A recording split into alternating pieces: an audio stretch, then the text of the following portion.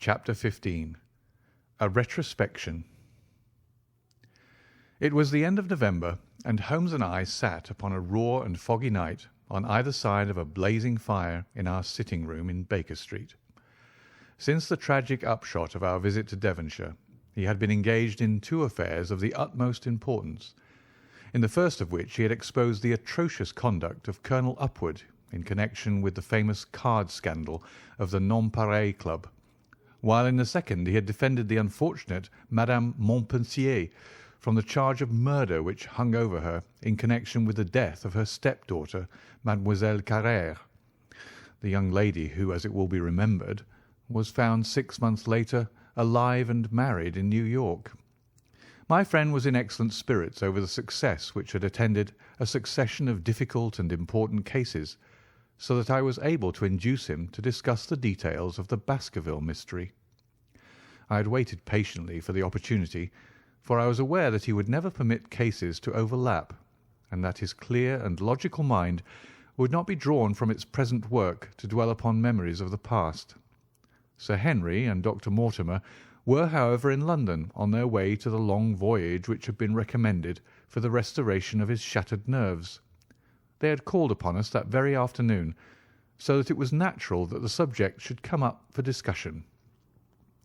"The whole course of events," said Holmes, "from the point of view of the man who called himself Stapleton, was simple and direct, although to us, who had no means in the beginning of knowing the motives of his actions, and could only learn part of the facts, it all appeared exceedingly complex. I have had the advantage of 2 conversations with Mrs. Stapleton, and the case has now been so entirely cleared up that I am not aware that there is anything which has remained a secret to us. You will find a few notes upon the matter under the heading B in my indexed list of cases. Perhaps you'd kindly give me a sketch of the course of events from memory." "Certainly, though I cannot guarantee that I carry all the facts in my mind. Intense mental concentration has a curious way of blotting out what has passed. The barrister who has his case at his fingers' ends and is able to argue with an expert upon his own subject finds that a week or 2 of the courts will drive it all out of his head once more. So each of my cases displaces the last, and Mademoiselle Carrère has blurred my recollection of Baskerville Hall. To-morrow some other little problem may be submitted to my notice, which will in turn dispossess the fair French lady and the infamous Upward. So far as the case of the Hound goes, however, I will give you the course of events as nearly as I can, and you will suggest anything which I may have forgotten. My inquiries show beyond all question that the family portrait did not lie, and that this fellow was indeed a Baskerville. He was a son of that Roger Baskerville, the younger brother of Sir Charles, who fled with a sinister reputation to South America, where he was said to have died unmarried. He did, as a matter of fact, marry, and had one child, this fellow, whose real name is the same as his father's. He married Beryl Garcia, one of the beauties of Costa Rica, and having purloined a considerable sum of public money, he changed his name to Vandeleur and fled to England, where he established a school in the east of Yorkshire. His reason for attempting this special line of business was that he had struck up an acquaintance with a consumptive tutor upon the voyage home, and that he had used this man's ability to make the undertaking a success. Fraser, the tutor, died, however, and the school, which had begun well, sank from disrepute into infamy. The Vandeleurs found it convenient to change their name to Stapleton, and he brought the remains of his fortune, his schemes for the future, and his taste for entomology to the south of England. I learned at the British Museum that he was a recognised authority upon the subject, and that the name of Vandeleur has been permanently attached to a certain moth which he had in his Yorkshire days been the first to describe. We now come to that portion of his life which has proved to be of such intense interest to us. The fellow had evidently made inquiry, and found that only 2 lives intervened between him and a valuable estate. When he went to Devonshire, his plans were, I believe, exceedingly hazy, but that he meant mischief from the first is evident from the way in which he took his wife with him in the character of his sister. The idea of using her as a decoy was clearly already in his mind, though he may not have been certain how the details of his plot were to be arranged. He meant in the end to have the estate, and he was ready to use any tool or run any risk for that end. His first act was to establish himself as near to his ancestral home as he could, and his second was to cultivate a friendship with Sir Charles Baskerville and with the neighbours. The baronet himself told him about the family hound, and so prepared the way for his own death. Stapleton, as I will continue to call him, knew that the old man's heart was weak and that a shock would kill him. So much he had learned from Dr. Mortimer. He had heard also that Sir Charles was superstitious, and had taken this grim legend very seriously. His ingenious mind instantly suggested a way by which the baronet could be done to death, and yet it would be hardly possible to bring home the guilt to the real murderer. Having conceived the idea, he proceeded to carry it out with considerable finesse.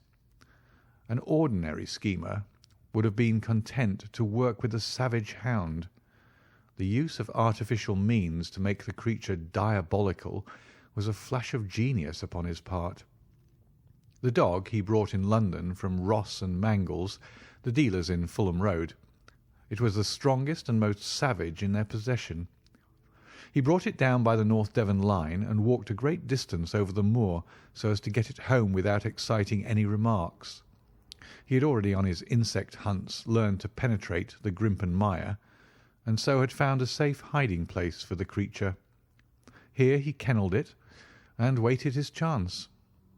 But it was some time coming. The old gentleman could not be decoyed outside of his grounds at night. Several times Stapleton lurked about with his hound, but without avail. It was during these fruitless quests that he, or rather his ally, was seen by peasants, and that the legend of the demon dog received a new confirmation.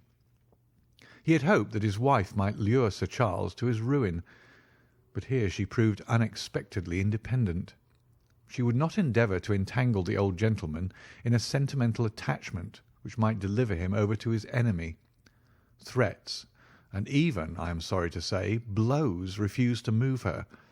She would have nothing to do with it, and for a time Stapleton was at a deadlock.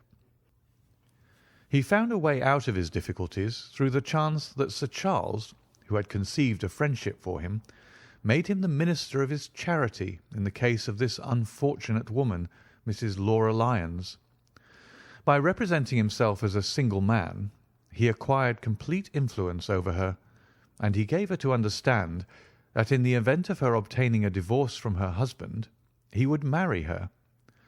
His plans were suddenly brought to a head by his knowledge that Sir Charles was about to leave the Hall on the advice of Dr. Mortimer, with whose opinion he himself pretended to coincide. He must act at once, or his victim might get beyond his power.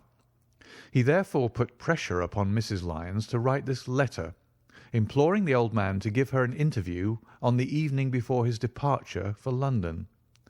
He then, by a specious argument, prevented her from going, and so had the chance for which he had waited.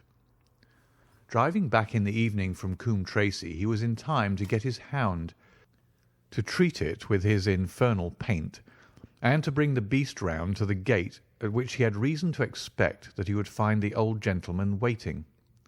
The dog, incited by his master, sprang over the wicket gate and pursued the unfortunate baronet, who fled screaming down the yew alley. In that gloomy tunnel it must indeed have been a dreadful sight to see that huge black creature, with its flaming jaws and blazing eyes, bounding after its victim. He fell dead at the end of the alley from heart disease and terror. The hound had kept upon the grassy border while the baronet had run down the path, so that no track but the man's was visible. On seeing him lying still, the creature had probably approached to sniff at him, but finding him dead, had turned away again.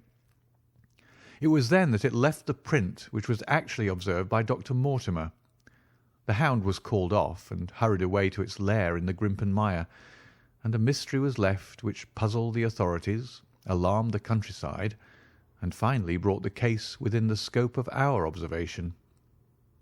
So much for the death of Sir Charles Baskerville. You perceive the devilish cunning of it, for really it would be almost impossible to make a case against the real murderer. His only accomplice was one who could never give him away, and the grotesque, inconceivable nature of the device only served to make it more effective.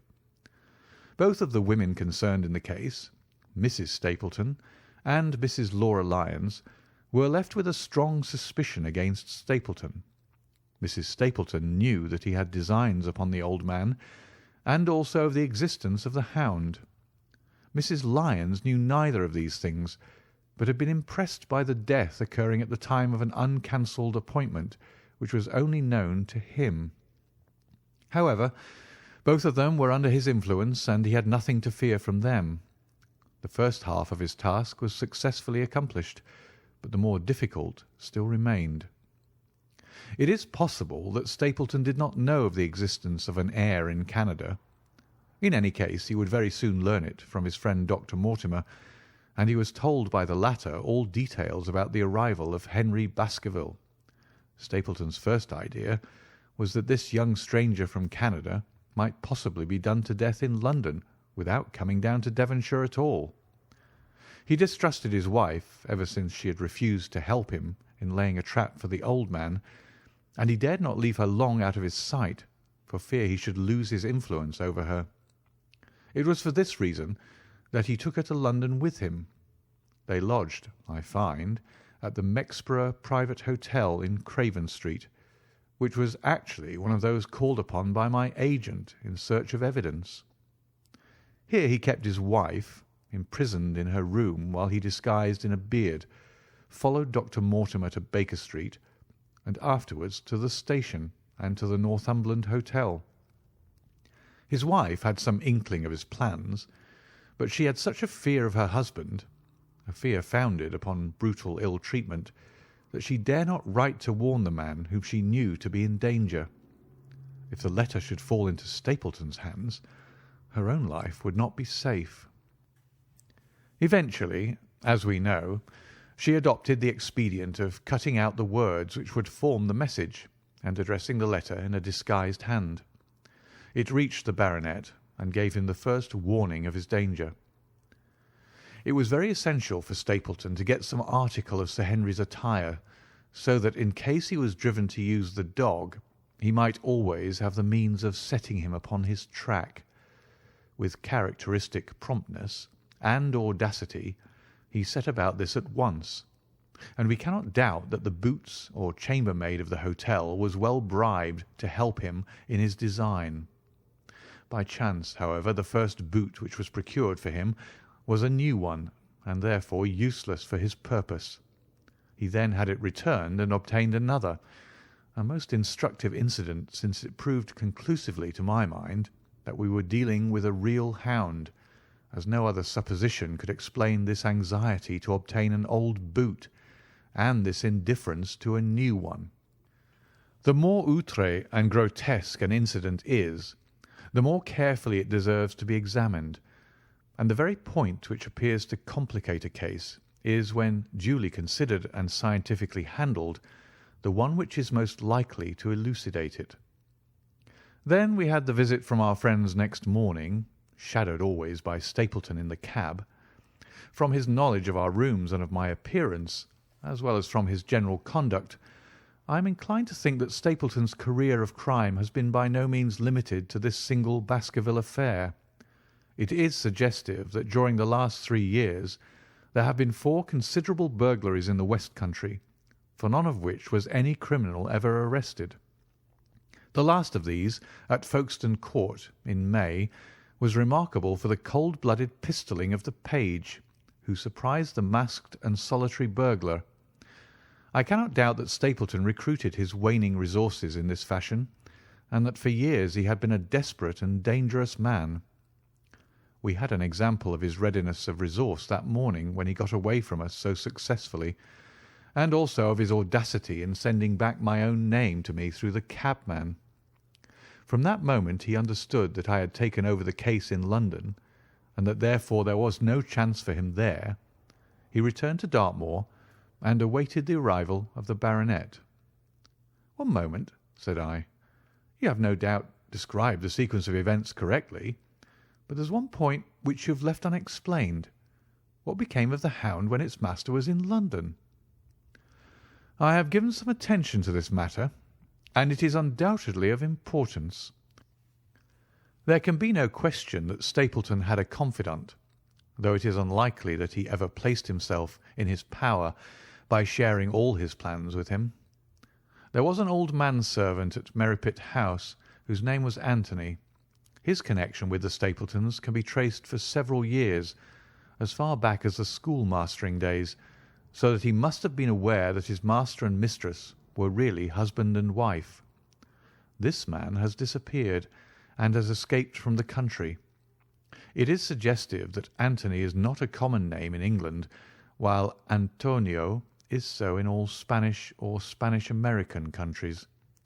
The man, like Mrs. Stapleton herself, spoke good English, but with a curious lisping accent. I have myself seen this old man cross the Grimpen Mire by the path which Stapleton had marked out.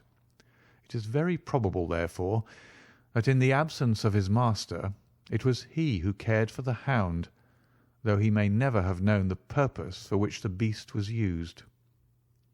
The Stapletons then went down to Devonshire, whither they were soon followed by Sir Henry and you. One word now as to how I stood myself at that time. It may possibly recur to your memory that when I examined the paper upon which the printed words were fastened, I made a close inspection for the watermark. In doing so I held it within a few inches of my eyes, and was conscious of a faint smell of the scent known as white jessamine.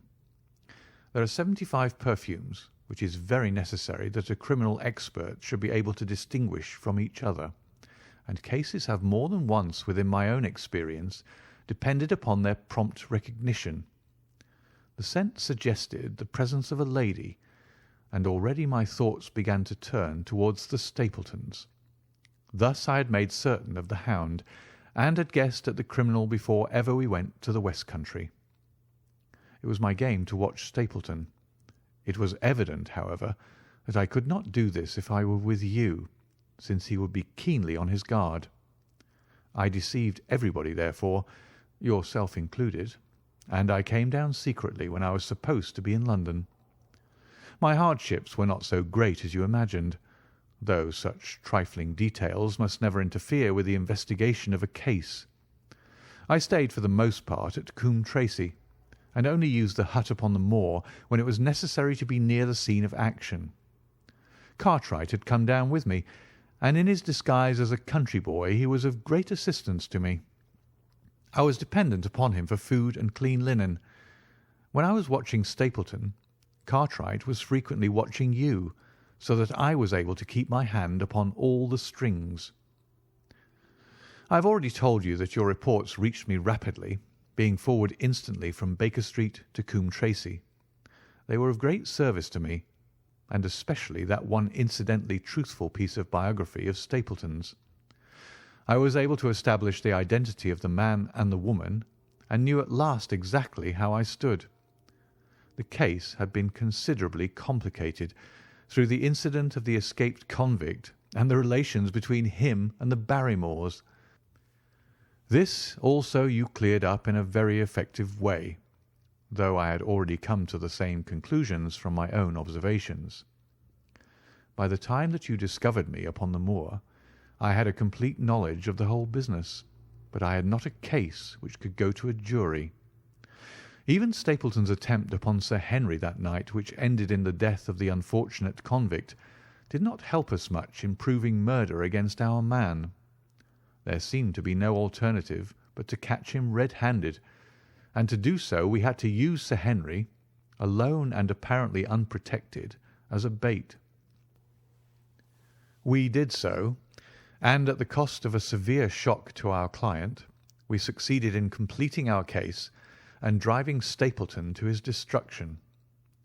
That Sir Henry should have been exposed to this is, I must confess, a reproach to my management of the case, but we had no means of foreseeing the terrible and paralysing spectacle which the beast presented, nor could we predict the fog which enabled him to burst upon us at such short notice. We succeeded in our object at a cost, which both the specialist and Dr. Mortimer assure me will be a temporary one. A long journey may enable our friend to recover not only from his shattered nerves, but also from his wounded feelings.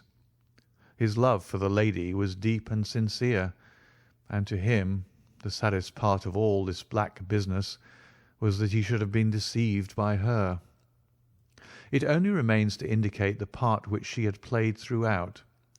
There can be no doubt that Stapleton exercised an influence over her which may have been love, or may have been fear, or very possibly both, since they are by no means incompatible emotions. It was at least absolutely effective.